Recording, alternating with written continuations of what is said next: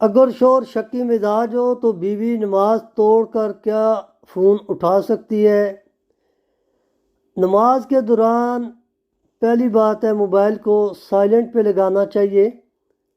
اگر اس میں یہ شک ہو کہ یہ خامند کی کال ہے، ہسبینڈ کی کال ہے، اس کا اگر جواب نہیں دیتی تو بات اس نوبت پہ آ جائے گی کہ خفا ہونے تک کی بات تو ٹھیک ہے، اگر بات بہت زیادہ شکی ہے تو آپ سے بولے آپ نے میرے فون کا جواب نہیں دیا، کس کے ساتھ انوالو تھی۔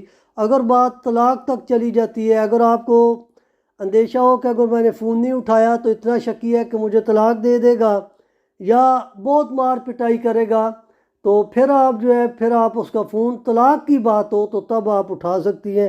ویسے نماز کے دوران 50 بیلیں بھی بجتی رہیں تو بندہ فون نہیں اٹھا سکتا۔ چاہیے بہتر یہی ہے کہ موبائل کو سائلنٹ پر لگا کر نماز ادا کی جائے۔